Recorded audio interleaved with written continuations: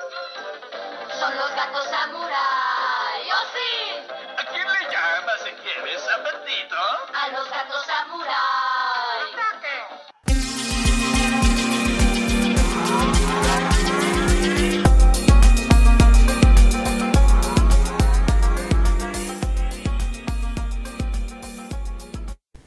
And welcome to Enter VR, the podcast where we talk about everything virtual reality. I am your host, Chris Miranda, and today I'm joined by John Shields, a very promising game designer for virtual reality. Welcome on the show, John. Hey, thanks for having me. It's nice to meet you, Chris. Hey, nice to meet you too, bro. So, tell me about yourself first of all. Tell me, let's do something different. Tell me Sure. what your typical day looks like. Right now I'm on a bit of a break, but before this, maybe say a week ago, Yeah. I would get up fairly early, drive down to my graduate program, Entertainment Technology Center. It's a Carnegie Mellon graduate program, and on certain days, I'll have some classes that will help further me along on my path, but for the most part, I meet with my teammates for a particular round.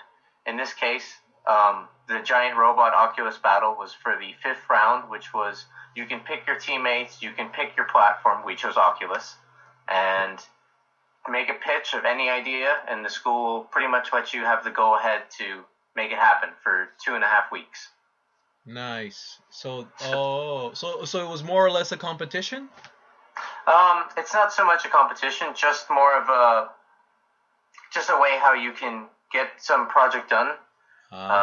With some friends, some classmates, and make something awesome happen. And you definitely did, because that giant robot thing is awesome. I saw it, and immediately I was like, I need to interview these guys. I need to know what was in their minds, because you guys are gonna bring about, aside from Hawken, you guys are gonna bring about the closest thing for me to achieve my dream. When I was a little kid, I wanted to be a giant robot pilot, and you guys are starting that to light that match in the sense of the word. So thank you. What was the inspiration for the concept?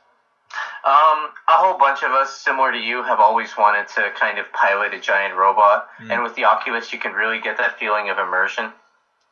So we went for it with this. Nice. And just let's backtrack a little bit. Like, what was your introduction to Oculus and VR in general? Like, what has it always been on your mind, or is it reaching your periphery recently? What's it been like?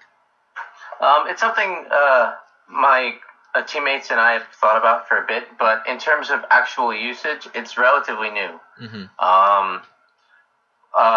Just 2 months ago, probably for everyone on the team, is the first time that we've had a chance to interact with the Oculus. Yeah.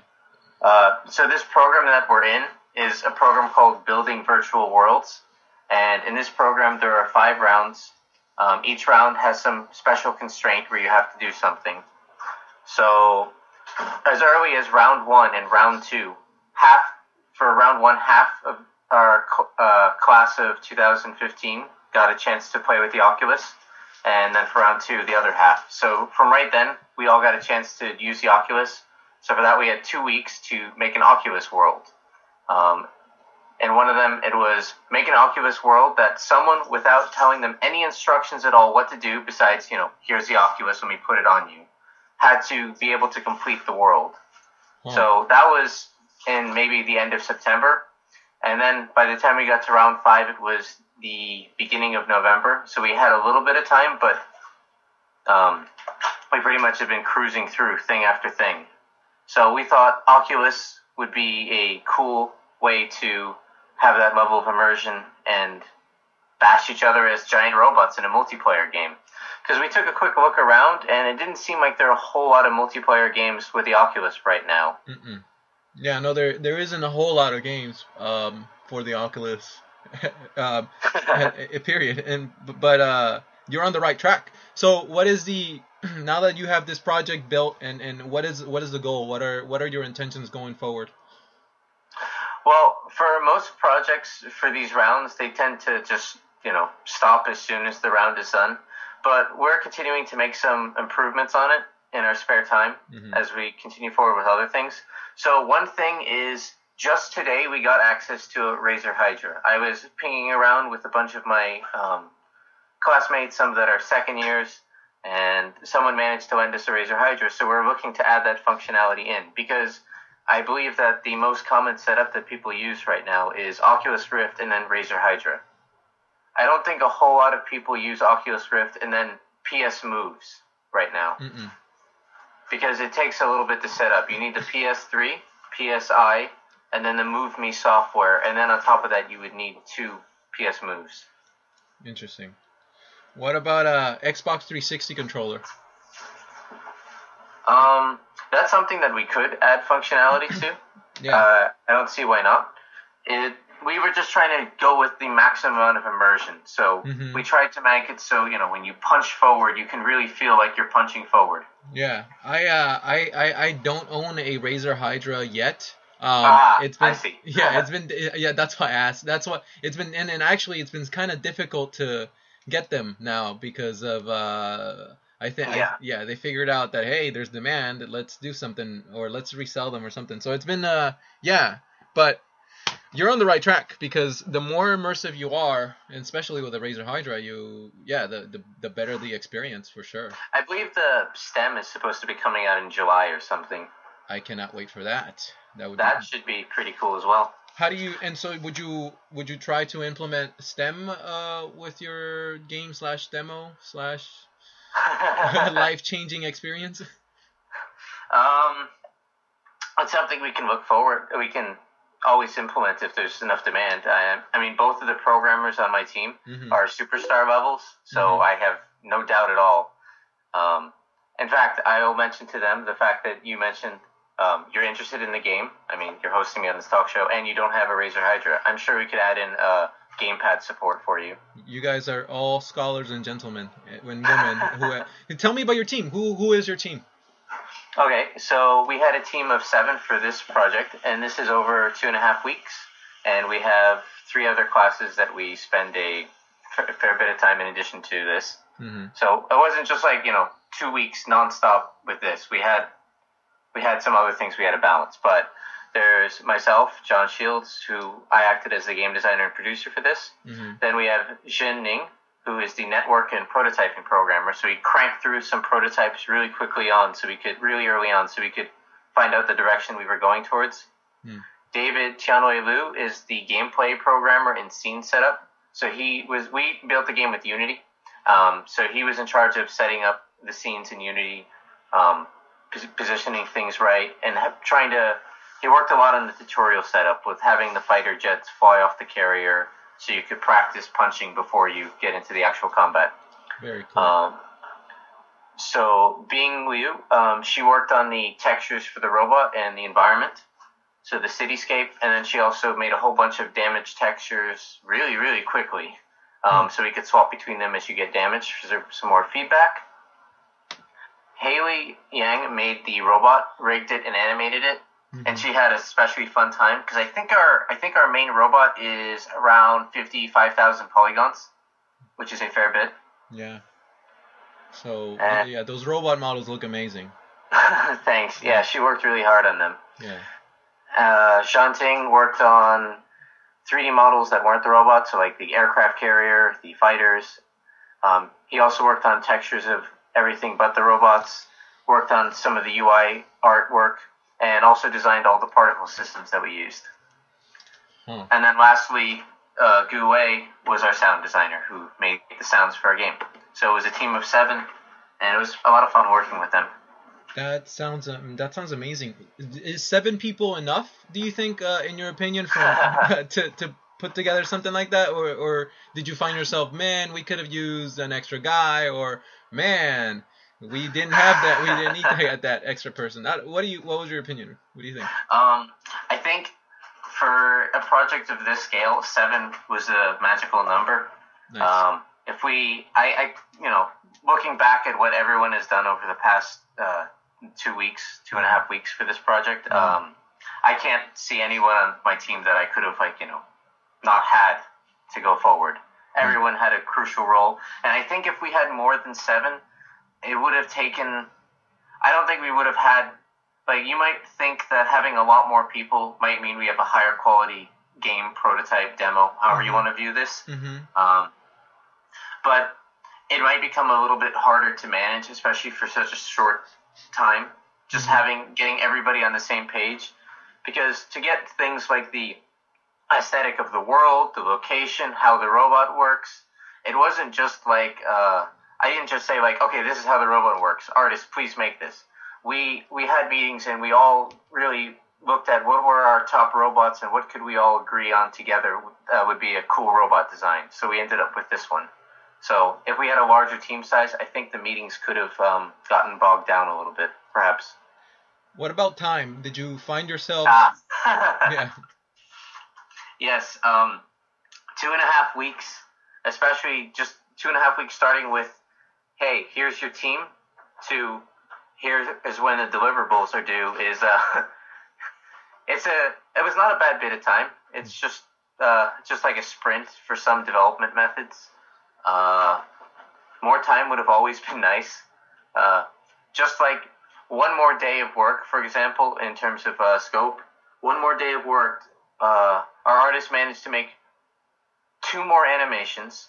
Our other artists managed to make a whole revamped UI. Our other artists managed to make, I think, 7 different robot textures so they could swap between them as they got damaged. Our programmers added in so much more functionality, and just everything, like one more day was huge for our project. You guys sounds like you guys are a very talented team. In terms of time itself, how many hours do you calculate or you guesstimate went into putting together that demo?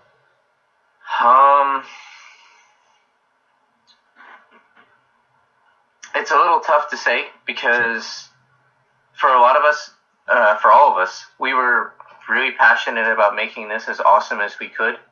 So there's no hours that are mandatory or anything like this, because it's just out of our own will.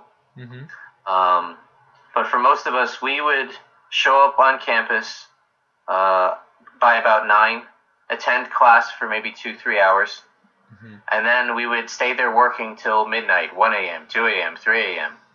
I know some of my artists, they stayed there working till like 4 or 5 a.m. and then they slept there, and then they went to classes the next day without going home. Wow, that hustle life. That's awesome.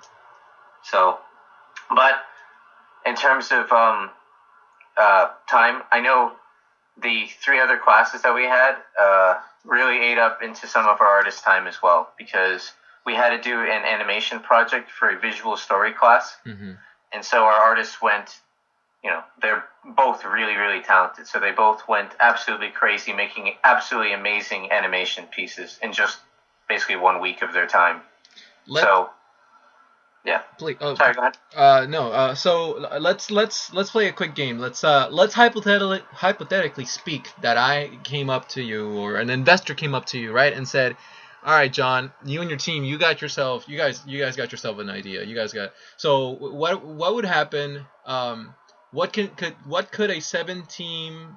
7-person team build in a year if you guys were paid full time to do something like this?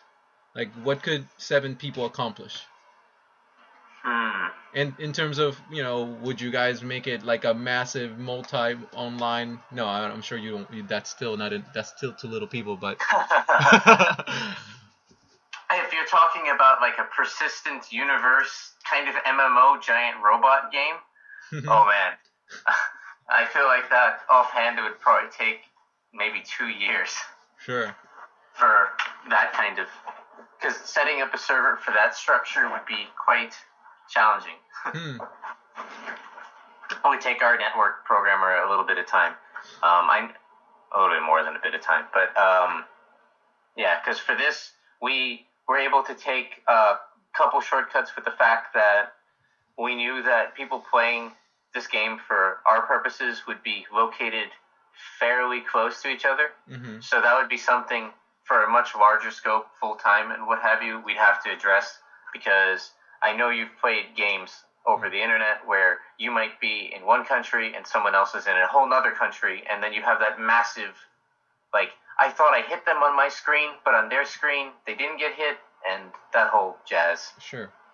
You know, I think myself and a lot of people are in the community are looking, constantly looking, probably not consciously. But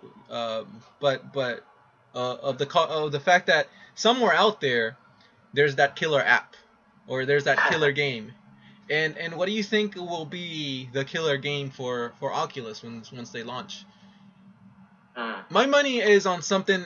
If I could interrupt, I'm so sorry. My money is on something that involves a cockpit, whether that be a car racing game or a space shooter like EVR, or being inside a giant robot. Just going all out. Like, yeah. What do you think? And what's your opinion? In terms of actually being like production that I know, that I'm aware of, I think Star Citizen. Are you aware with that? Mm-hmm. I mean, I think they raised almost 35 million at this point. I'd be very interested to see how that would feel in the Oculus Rift, having a dogfight where you have your whole cockpit and very high detail models of everything, how that will all feel and look. So I'd be interested in that. But I would also think that for some place like perhaps at a park resort, kind of like the Disneyland parks, Sure. Guests might be able to sit down. Maybe they get into kind of like a suit up for their giant robot. They put on the Oculus Rift. They put on like power gauntlets that have motion sensing controls like the PS Move or Hydra or STEM or what have you, and they could get a fully immersive experience that way. So I think that would be pretty interesting. Yeah, and mind you, they have to be somehow elevated on a hydraulic platform so that when the robot is gets hurt or gets it takes a tumble, then you're being your whole body's being shaken up somehow like that. Right. Are you familiar at all with the Cave? The Cave? No, please enlighten me. Sure.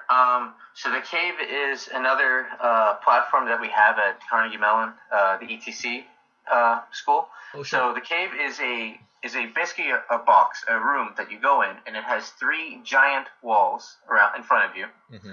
And each of those walls has an image being projected. So you can think of it kind of like the Oculus Rift, but it's projected on a wall, not where you turn. But what it does have is the floor has one of those like motion panels. So I remember one of my friends, their game in the Cave was kind of like where you play as like a space probe on Mars. And so as you're like driving around on Mars, when you go over like bumps, the floor will move in correspondence with those bumps. So you'll get to feel exactly like you're, driving over bumps. So I'm sure with a system like that, with the hydraulic system like that, you could get that. I think they use air inflation for their system. So you could have something like that where when you get punched back, with our game, you get knocked back and we shake the UI. But with access to more tech like a chair or a platform that we could have full control over, then you can get that absolute full level immersion that when you get punched back, man, do you feel like you got punched back. Yeah. That would be... I think that would be the next... I think we're onto something. All right. We're brainstorming here. We're coming up with the next $1 million idea. All right, it's going to be...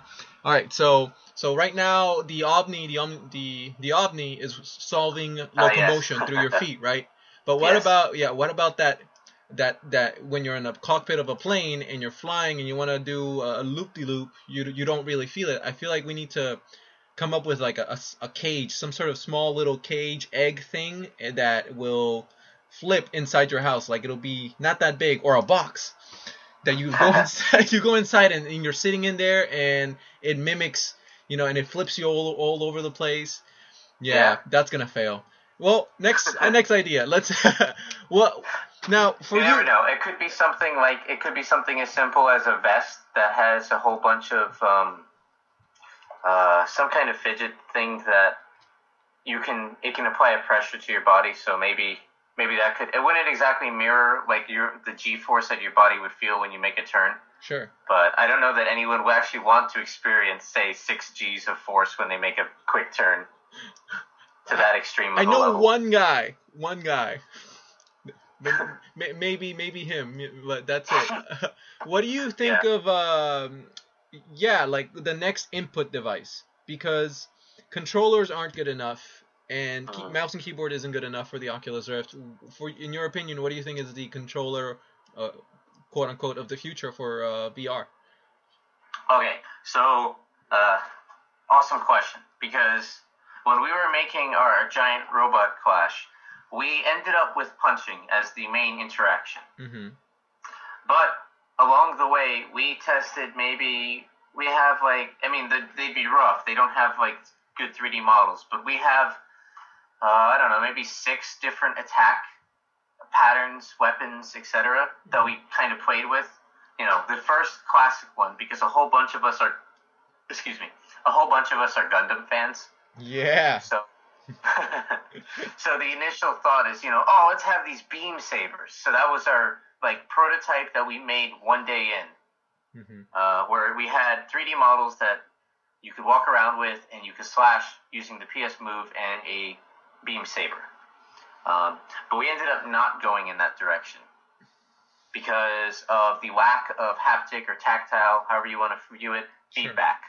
Because okay, you're in the Oculus. You have that super level of immersion that only the Oculus can really give you, where you can look around and you can feel like you're a giant robot. But now you're slashing, unless games that would have slashing, I think, for Oculus, though clever designers can always find ways to get past this. If you use slashing, I imagine you have to beat something in one slash. You have to be able to just cut on through it. Because you can give some feedback with most controllers, for some vibration, to show that, hey, you are cutting through it. But for our game, where you're dueling another player, just defeating them in one stroke might be a bit not enough of an experience, not long enough, satisfying experience. So we want to make sure that you can have that nice contact, that you can block, that you can dodge. And so if you're blocking with a sword, you might make a full swing in real life with your PS Move or controller in your hand, but your robot in the Oculus Rift had his hand blocked way up top. So he didn't actually complete the full swing, but you completed the full swing. So we didn't want that kind of a disconnect. So we had to play around with a whole bunch of ideas until we finally settled with punching due to time constraints. So what's next? Because I really like this idea of the giant robot clashing, and I would love to play it, but unfortunately it's not available yet. Is that what my understanding is? Right, it's not available yet. We're working hard to. Right now, we're focusing on adding Razer Hydra support. So people that have Razer Hydras and Oculus, because we got a fair number of comments here and on the Reddit post that people wanted to know why we didn't simply set it up with Razer Hydra. So we're doing that. We'll also try to add in controller support, though granted it won't be as fully immersive as having your actual PS Moves or some kind of handheld controller. Sure. But we're starting with that first. We're going back to the controller point you brought up.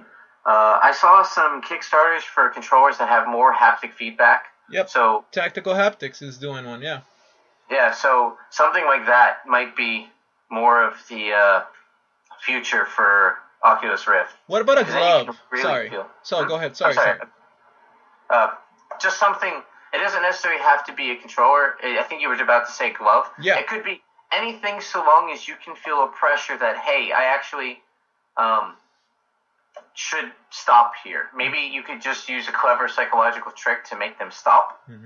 But that's something that would be cool. And I saw a post on Reddit where they were doing the math of adding the Omni with the Oculus consumer version, with the haptic controller, with I think the STEM system. I think they're at a good $2,000 Whoa. or so. Yeah. So it'll be a bit to get a complete set of fully immersive, but hey, if you think about it, I guess it's not too bad. For that price, you'll be able to basically virtually be anything and anywhere you want. Yeah. All you need is a good fan and a good heater, and then you can really be anywhere. You can pretend you're at the beach. You can playing volleyball. You could probably have any experience you want. I want to add just one more thing to that. All you really need is, you're right, all those things, a fan and Omni and all those things, and no shame, because you're gonna look ridiculous Yes, in that. yes. And you know what? That's totally okay, because it's not like you're gonna be looking at the people pointing at you and putting you on Instagram. It's great though. I can't wait for that whole setup, because one day our grandchildren are gonna look at that and be like, what? They're those monkeys. Is that really what they were using back then? Yeah, I know what you mean. I was thinking, one of our earlier ideas before we settled with Oculus giant robot battlings is we were going to try to make kind of a power suit Oculus Rift setup, Ooh. where you could put on the Oculus Rift, put on a backpack that would have a laptop with it strapped in, and then we'd have to physically like record. We were going to go to, say, a park and record the objects there, and then we would transform the objects in the game. So, like, if you see a bench, that might actually be like a missile launcher tube setup. Huh. So, like, you would be running past the bench. It's kind of like, if you go back to your childhood, I'm sure most people, if not everyone, has played pretend at one point, either with toys or with a game or something. Mm-hmm. So with this, you could actually, like, run through a park and be having this epic battle, maybe even an MMO or some multiplayer game with other people. But then we were also thinking, besides one constraint that we were having, people might question, like, I totally look like a dork outside right now. I have this giant thing over my face. Especially if some calibration was off and they walked into a tree, or something even more embarrassing.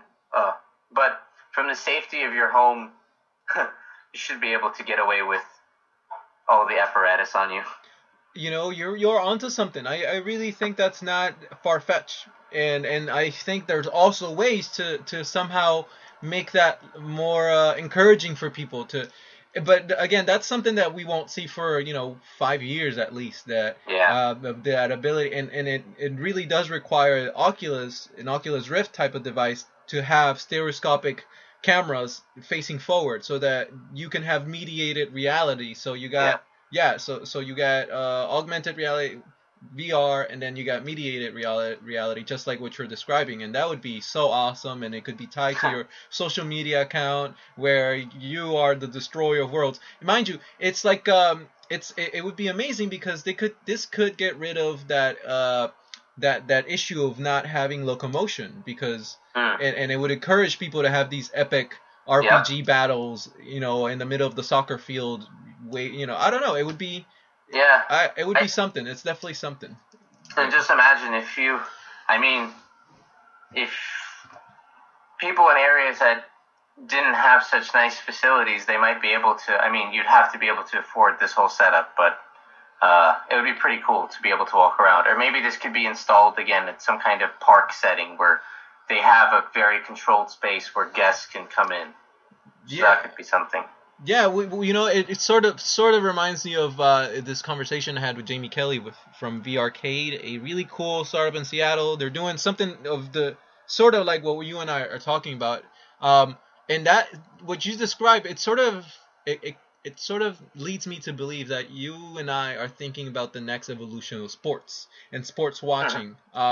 People who it'll be like we're right below Tron, almost there. I don't know how long it's gonna take, but it's getting there, and I think it's gonna be awesome having those massive RPG battles. Again, I can only imagine seeing people running around, and then you would have another view of their characters or their avatars running or flying around. It would be super cool. I don't know. Yeah, I think so too. For you, what motivates you to go inside VR and work in this new technology field, whatever it is? It's very unfamiliar ground for me, so it's a whole lot of fun to see, like, what can I do, what can I not do, what will make me sick. That was a fun challenge to get through. Sure. I think we spent 5 or 6 hours playing with how turning works. We went through so many different turning iterations trying to get one that won't make someone feel sick after. Because if you play the game only for maybe 5 minutes, just the setup that we have now, no problem at all. I don't think virtually anyone will have a problem with the experience. But what if you want to play the game for, say, an hour straight? How would that make you feel? So we tried a whole bunch to try to limit that down. Sure.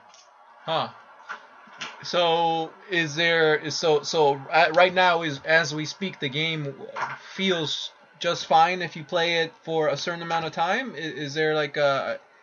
Is it because of the lack of levels yet, or is it what is it what's it attributed to? Right now the game would take about 5 minutes. It could take longer if someone is really good at dodging and blocking, but in general, it'll take probably about 5 minutes to play through the experience. Okay. And right now we have the Oculus View as just a way to look around. So kind of like a virtual cockpit display. Initial ideas that we had to make, because the PS Move only has a few buttons that are easy to push for a new user. We just tried to design everything in our game so it would be suitable for someone that's not such a hardcore gamer. Because then we can always add in all that extra functionality later. Because most of us are hardcore gamers, so we don't have any problem at all with adding more and more things to it. But we try to design it simple from base level up. So someone that just bought the Oculus, they want something that they can ease themselves into, and they could just put on the Oculus, put on the PS Moves. Punching is pretty straightforward. Blocking should be pretty straightforward, and an uppercut, not too bad. But what we made right now is kind of what we view like expert level 1 to be, and that is you can dodge by double tapping the main trigger of the PS Moves. So double tapping left will make you jump left. Double tapping right will make you jump to the right. Sure. But we're trying to add basic functionality where movement is automated for brand new Oculus users.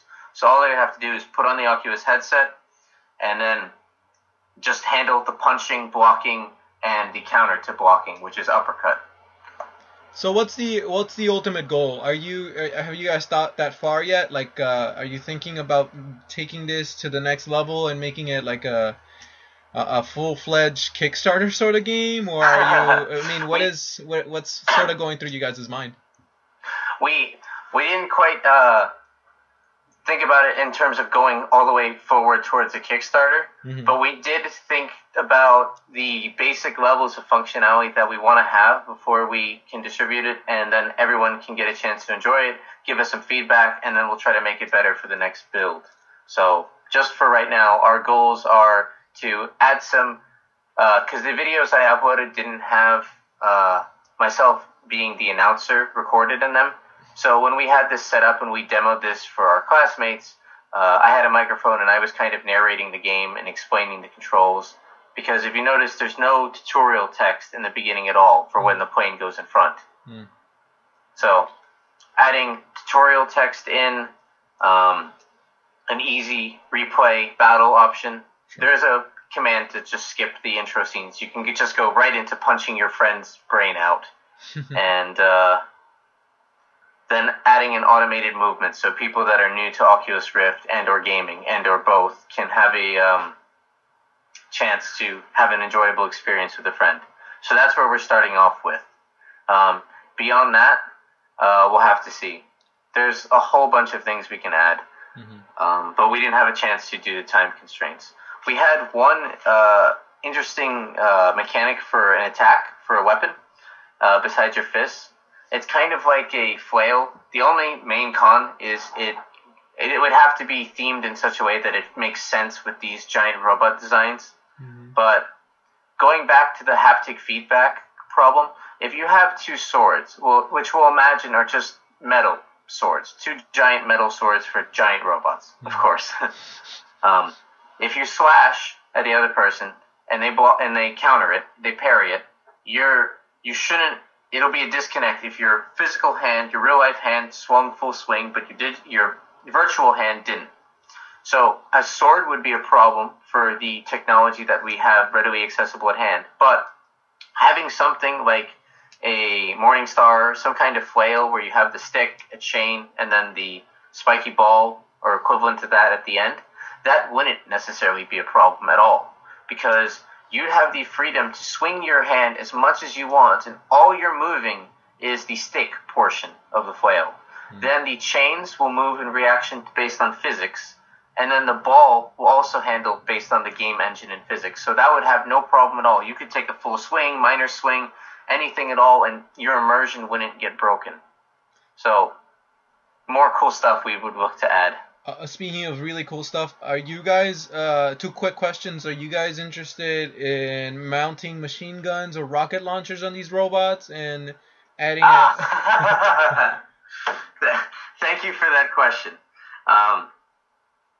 So I mentioned a little bit earlier that for most of these rounds we had constraints. So for one of them, it was build a world where a guest can play through the entire experience without you saying a single word to them. You just give them the setup and they have to be able to beat your world. Well, one general constraint for every project we had to do is no shooting. Also no porn, but well, let's just focus on the no shooting part. So You had me no at the porn, shooting. though. So no shooting at all is allowed in our games. Oh. And that is why now that the project is the deliverable part of the project is over, we can add in all of that functionality. Nice. So we have we are all pretty huge Gundam fans. You can believe that we've thought we have a starship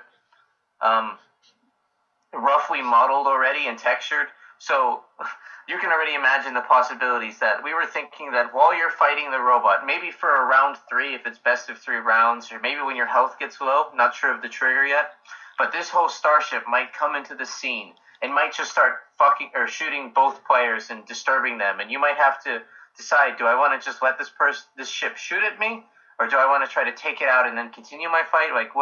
More interesting choices that you might have to make. And then what if that ship flies over to your enemy and then that ship becomes a gun and he can...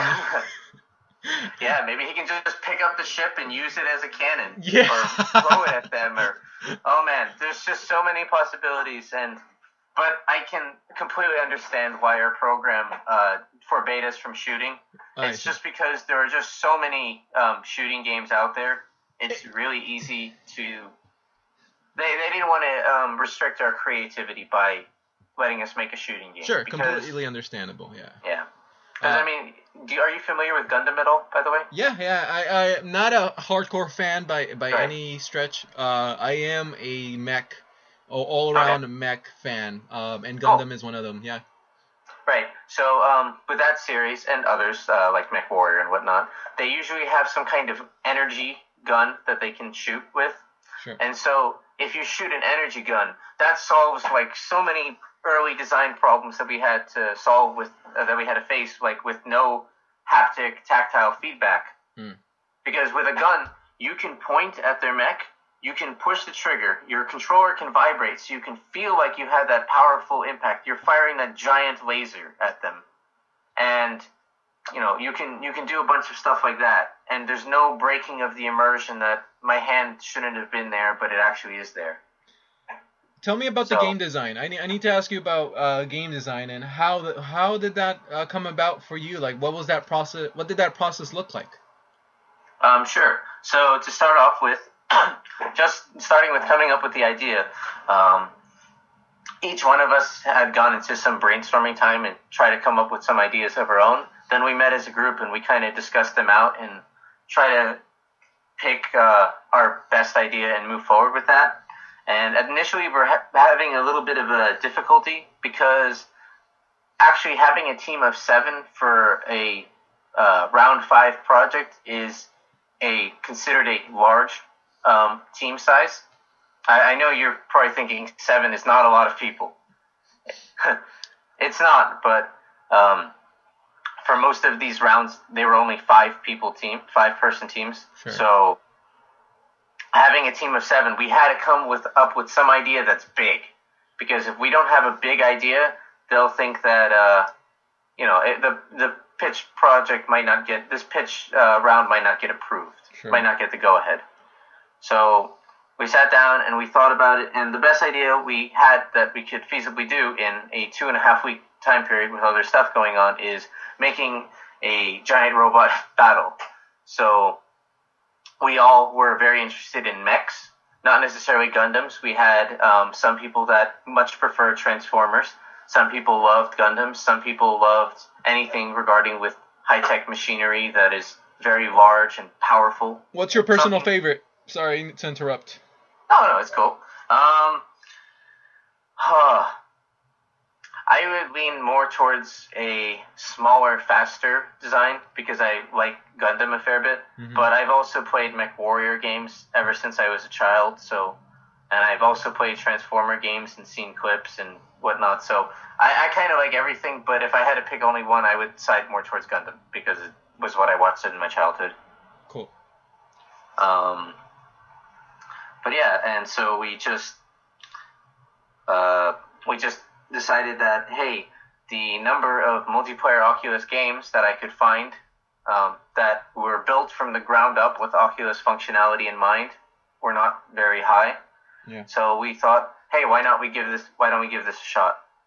And from then on, we just started trying out a whole bunch of things. So one of the early design problems to solve was the lack of haptic feedback, and then also turning. Because getting turning to feel right without making you feel sick can be challenging depending on how you want to implement it. Yeah. Because if we use a gamepad or if we use all of the buttons and triggers that we have access to, we might have an easier time. But then the learning curve of our game goes drastically up. Yeah. Like, I would imagine that for our game, when we finish the adding functionality for Razer Hydra and perhaps also a 360 controller or some other controller, I imagine just about anyone that has purchased an Oculus Rift at this point should be able to play the game without having any problems at all in terms of learning how to play the game and having an enjoyable experience. Yeah. So. Well, it's an awesome, really cool proof of concept, and I honestly can't wait to try it out. So this is where the serious question end and where the silly questions start coming along. You're about to enter the. I have this section on my other shows that I've been experimenting with that I ask would you rather questions, and this time around I am again doing a little something different. Reddit has this subreddit where it's called "Explain It to Me Like I'm 5." I'm thinking about doing it, so I'm putting that on its head, and I'm gonna ask you like I'm 5, okay? And it's gonna be rapid fire questions, and you just tell me the first thing that comes to your head, okay? Sure thing. So, what's your favorite color? Blue. What's your favorite animal? Penguin. What's your favorite food? Pizza. What's your favorite color? Blue again. You can see, I'm trying to put myself in the mind of a 5-year-old. Hold it, so it's gonna take me a little bit, okay? No, I understand. I imagine 5 minutes in, you'll be nailing this, no problem. Thank you. All right, I just need a little bit more momentum. What's your favorite cartoon? Looney Tunes. Who is your favorite celebrity? Jesse Shell. Xbox or PS2? PS2.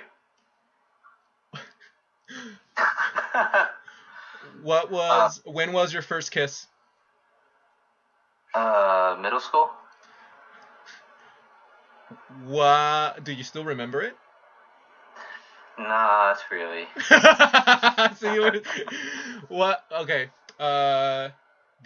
What is your least favorite food? Garlic with ginger, like, blended together. Anything that has that blended together. Huh. What is Brussels sprouts? I cannot get over Brussels sprouts. They're just I don't. Yeah, I know a lot of people that are like that. What is that food? Why is that texture? What is that? I don't understand what that texture. Hey, I heard when our playable demo comes out, if you eat 1,000 Brussels sprouts, your mech will transform into an alien. Wow! I did not know that was possible. It will only happen on April 1st, though. So. Okay. What is the animal you're most scared of? The killer bee thing. Why? One shot, one kill. Oh. But animals against humans, so.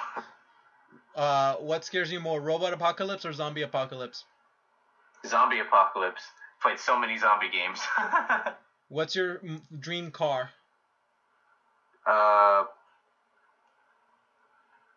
Pass. What's your would you rather be president or astronaut? Astronaut. That'll get me closer to mechs, right? Hell yeah. Or maybe approving a budget for mechs. Ooh, yes. NASA get to work. Who would do that though? It wouldn't fall under NASA. I bet you it'd be DARPA, right? If there was anyone with the budget to do something, it would be DARPA. Hey, how do you know they're not working on it already? Ooh, see, they probably are. They are, huh? Yeah, maybe it's NASA. Maybe. Secret NASA. They're in Area 51. Wait, let's talk about the practical. All right, so screw the 5-year-old questions. I need to ask you. Sure. Let's talk about the practical uses of a mech in our society. Let's get philosophical here. Sure. Man, out of curiosity, have you played any Mega Man games? Yes. Oh man, when you say practical uses in society, I don't know why. My mind went straight to Mega Man. Oh god. Oh god. Quick, gotta build a blue mech.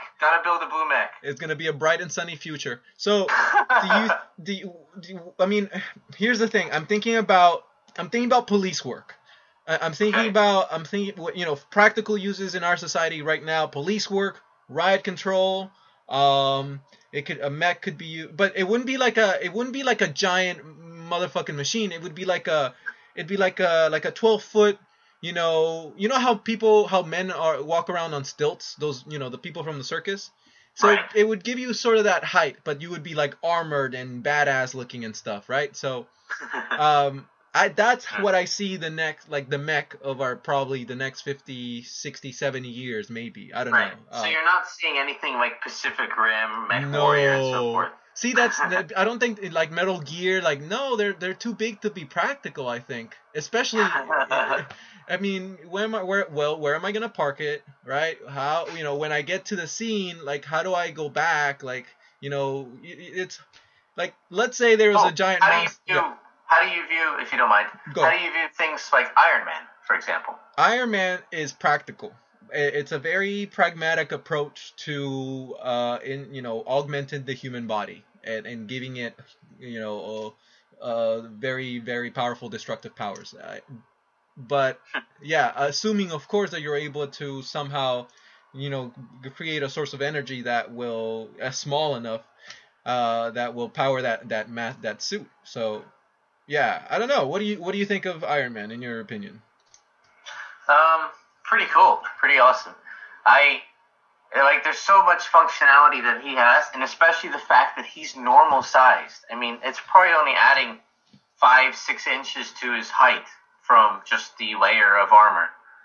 Yeah. So, for example, walking through doors. Mm-hmm. Oh my gosh, if you were that 12-foot stilted kind of robot design, how, if there's some kind of crazy fight going on in a restaurant, you'd have no choice but to crash through the window or through the door or something. Mm-hmm.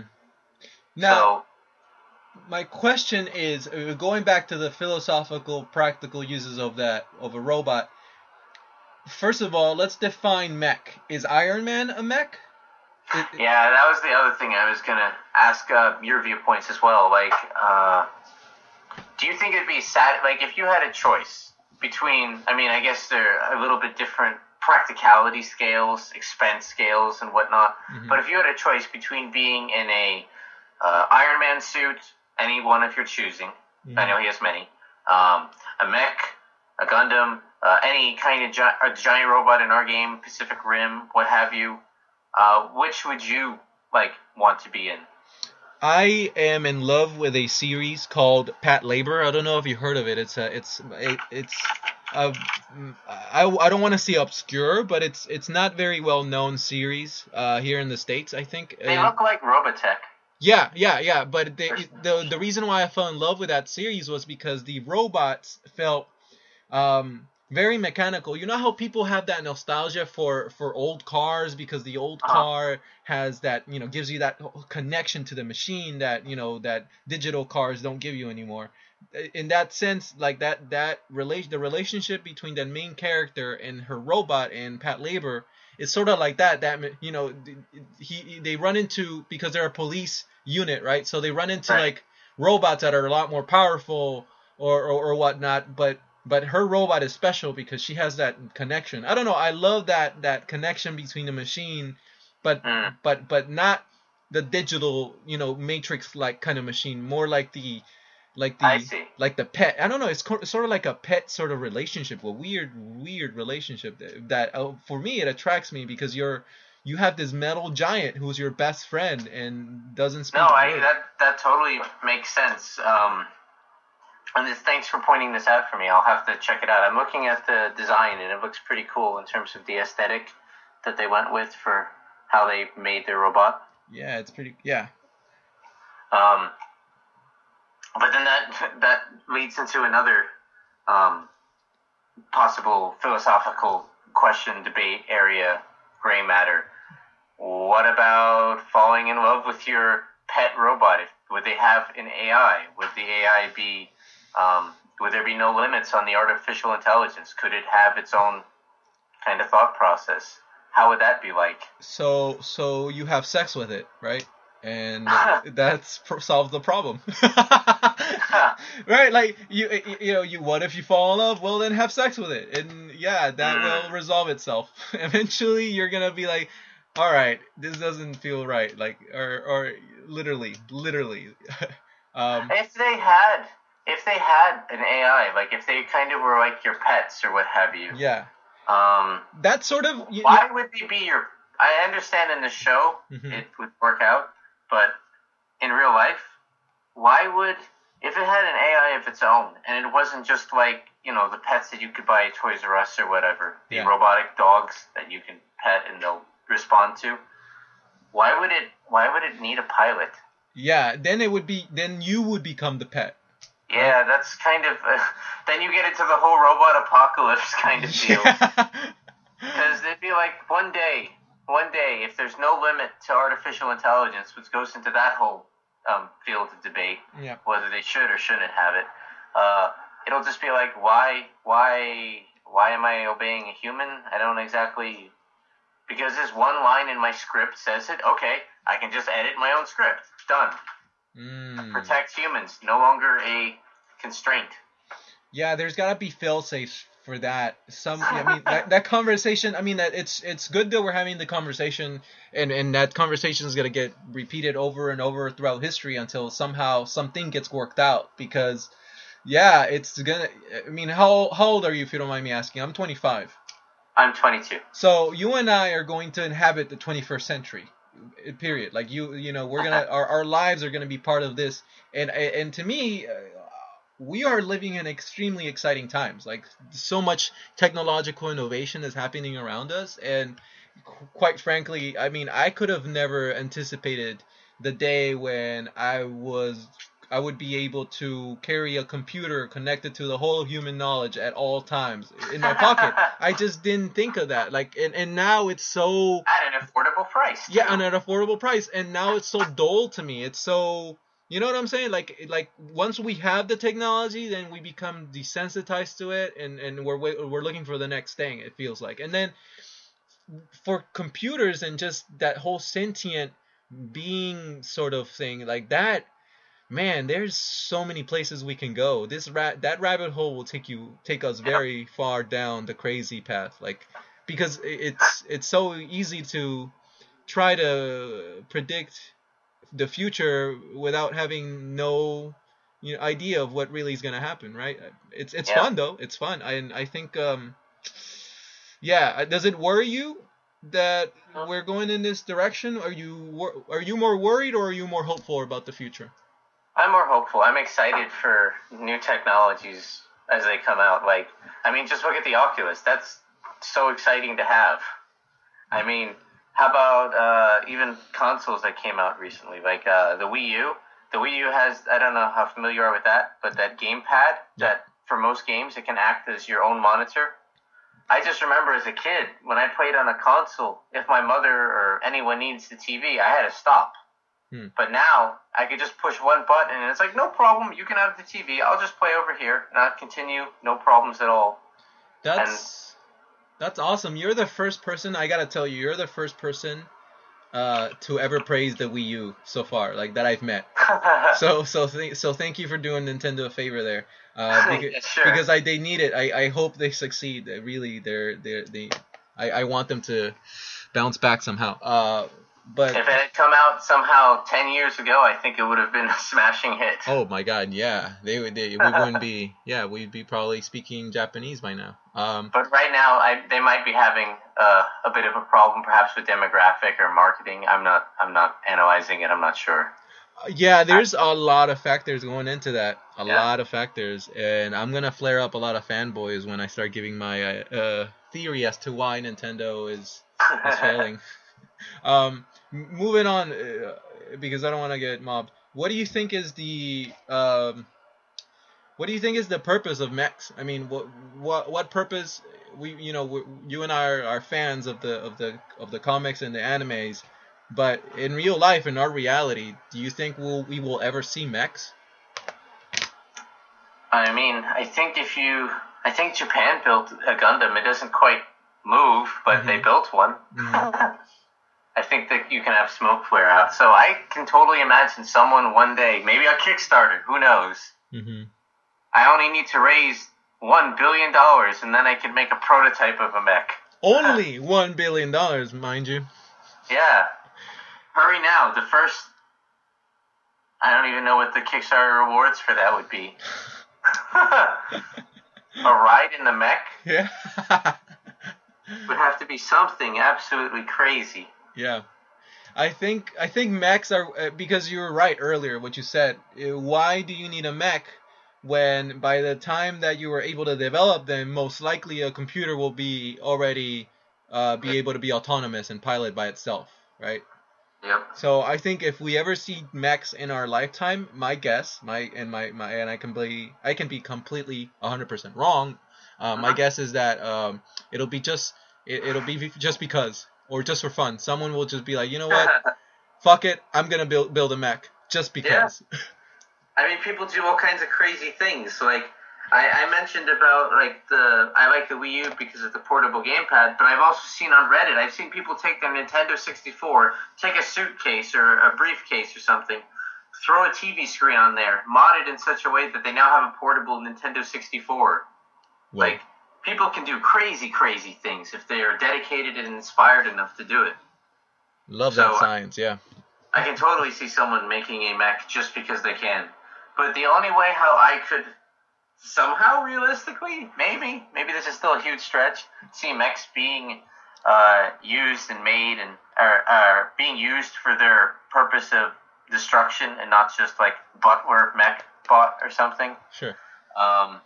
Would be if mechs were made with their AI, with some kind of script, chip, however it'll be. I have no idea how it would be done in the future.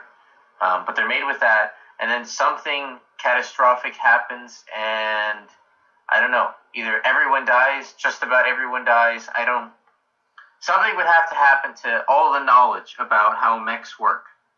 Yeah. And it would have to also wipe out their CPU. So all you would have were all these hunks of metal, and then either survivors, a new race that finds this planet, if there are other races or other species besides humans out there, whatever. However it happens, someone would have to find these hunks of discarded metal, giant robots, small robots, however they are, and they'd have to be like, how do these things work? And maybe they don't have the sophistication to program an AI, because that seems fairly intensive. But maybe they could do something really clever with maybe weights, and then maybe you can. I mean, people built the pyramids forever ago. I don't see why someone can't come up with some idea to have giant pieces of metal walk around. Mm-hmm. Forget about fighting first, but just walking around. Mm-hmm. So that's the only scenario in which I can see an actual human pilot a mech without it being Iron Man style. Yeah. And on that note, we are about to close off the show. John, it's been an awesome time. Dude, we really took off with this mech stuff. I appreciate that.